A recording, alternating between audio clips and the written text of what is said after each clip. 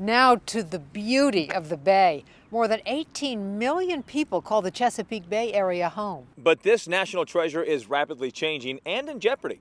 Our Wendy Rieger looks at how too much rain can change a way of life. We are racing towards death. On this beautiful day, the president of the Maryland Watermen's Association is taking me to an oyster bed to see what nature has wrought.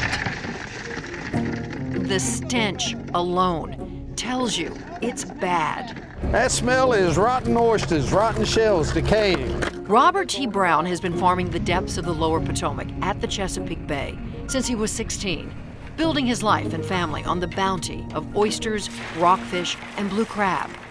The months with an R famously mean oysters, but this year it meant rain, record rain. It's the largest amount of rain that's ever been recorded. I mean, how do you predict that? The Chesapeake Bay and its tributaries are brackish, a mixture of salt and fresh water. For oysters, the salinity level has to stay at 0.8% or higher, or they die. The heavy rains diluted it to 0.3% in some parts. Fresh water, that's what killed it. Hello.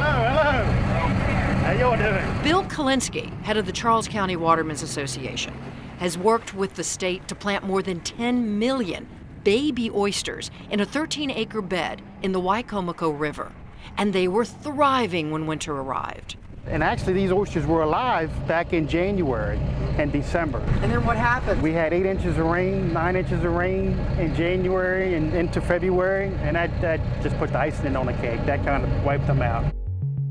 That's not just money, but time. It takes 4 years of nursing that spat to adulthood, and it's all gone. It's no income, no harvest, total destruction. So climate change doesn't just impact the food supply, it impacts economies. But not all oyster beds were affected. This bed farther downstream is farther from the runoff, so its pH is still balanced.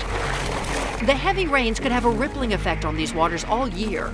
Come summer, nutrients washed into the bay from all the farms and the lawns may bring algae blooms. These red tides absorb oxygen in the water. That makes it hard for crabs to survive.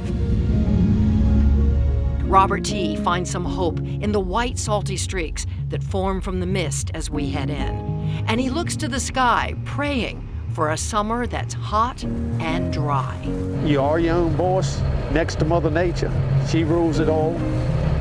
And we just gotta hope we get a break.